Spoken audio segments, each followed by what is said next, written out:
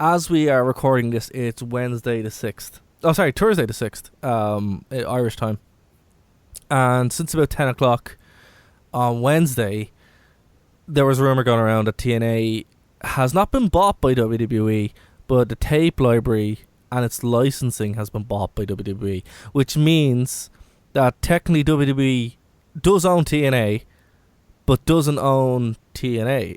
it owns what that used to be, and that Billy Corgan owns the TV deal, the roster, and all that kind of stuff. Effectively, this is what Billy wanted to do anyway, where he wanted to kind of strip away, get the TNA stank off the company, and kind of go fresh.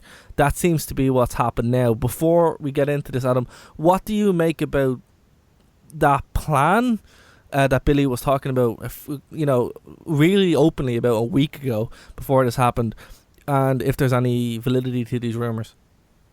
Well, if you listen carefully to what he said on, he made two appearances last week. I guess what we should do is we should rewind before I address some of the stuff that came out today. Yeah, there's so much. Last week was weird because there was all this discussion about kind of like financial unrest with where things stood with the company. And it wasn't like this just like a few weeks before. There had been this New York Post story where he was essentially confirming this, because he had transitioned in August from being, he was investing into the company and he had a producer role, and then that completely changed and he became the new president. Yeah. And Dixie Carter transitioned from that role to become chairman and chief strategy officer. So they kind of made this public, announcement about this.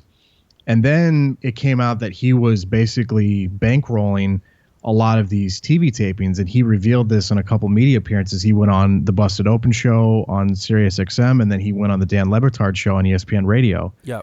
And it was really strange because you had the president of the company essentially confirming reports that there was financial issues in the company, and then you had Dixie Carter a couple days before, I think she sent out a tweet on Friday saying, like, I don't comment or address speculation, but you're not going to want to miss Bound for Glory and these TV tapings coming up.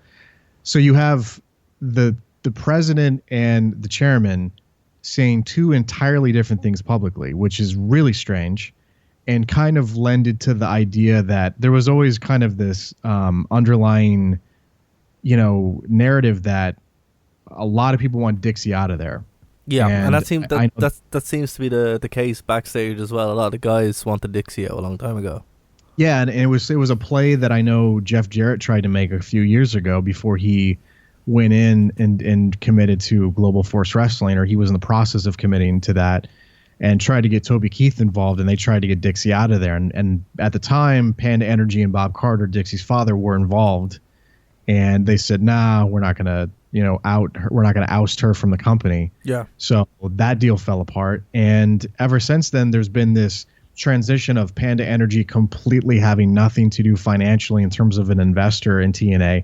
And then you had these series of investors start to become exposed, like that Aerolux marketing company that the Harris brothers are involved with. And the Fight Network in Canada has an equity stake apparently in this. I guess that Fight TV company also has an equity stake. And then Billy Corgan has one. And Dixie Carter has one, and it's just this, all this information slowly started to come out, and there was, issues in the last year or two of, late payments and production companies not getting paid properly, and just a mess of things. All the while, they were also having issues with the television from, leaving Spike TV to go to Destination America, and then that fell apart, and then signing the Pop TV deal. And so it's been a rough 2 years for this company, and it all kind of came to a head. And the way it was being, discussed and reported was as if, this was it. Like, it was the way it was being discussed by a lot of people was like, if they didn't get the money by Friday, Bound for Glory wasn't happening. And it was weird because I was talking to two people that actively work for TNA still at that time. And both of them were like, well, I have a plane ticket. I have a hotel booked. I haven't been told anything different. And there was all these reports coming out about flights being canceled. And a lot of it stems from one individual in particular who, again, I don't know this individual. I've never talked to. I've never met him. but a lot of it's coming from his camp, and a lot of it turns out not to be true. So I don't know who he's speaking with or if someone's giving him incorrect information, but a lot of it's starting in that camp and then spreading like wildfire over Facebook and Twitter, which that's something we've talked about on the show before, of just how different it is now to cover wrestling in the media, where it travels faster now because of social media. So people don't really bother to look at the source like, oh, I just saw this on Twitter, and it happens a lot on our Trey and Adam Facebook page. People just like post anything like, oh, I just saw this. And I'm like, okay. And I don't care. Like, I don't get mad or anything, but I'm like, at this point I would hope the internet wrestling fans would know kind of something that was valid or with a source, but they don't really seem to care all that much. It's something juicy to talk about, Dara. If there's some juice in it, it's like, ooh, and everybody gets excited. And I get it.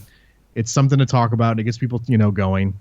Well, that's the way it works now. You have all clickbait articles and clickbait headlines and all this kind of stuff, and it's less the information and more what sounds better. And again, there is that I hate to say it, but there is that anti-TNA narrative where people are like, aha, it's finally happening, and streamers and confetti, where it's like, hold on a minute, we don't know what's happening yet. There's just rumors. And I get that. And there's a section and there's Twitter accounts dedicated to wanting to see TNA implode. And I get that. And then I also, just move on with your life if you don't really care that much. But at the same time, you can't feel bad for TNA because TNA's done this to themselves too. So I also don't get the people that are constantly, feeling sorry for them as well, because they should take a lot of blame as well for a lot of their weird business decisions and stuff like that. I'm amazed they are able to stay around for 50. They've now been around longer than both ECW and WCW, which is crazy if That's you think insane. about it. It's absolutely insane. It's very, very crazy. So I guess I'm just getting a little off track there, but going into the pay-per-view, there was two different narratives being set, one by Billy Corgan, one by Dixie, but they ended up getting enough financing. The New York Post was a little I don't want to say they were off base, but I guess they were a little off base. They were constantly acting as if WWE, and you were saying it in your introduction, that WWE was trying to purchase TNA. That has never been the case. No. What they have had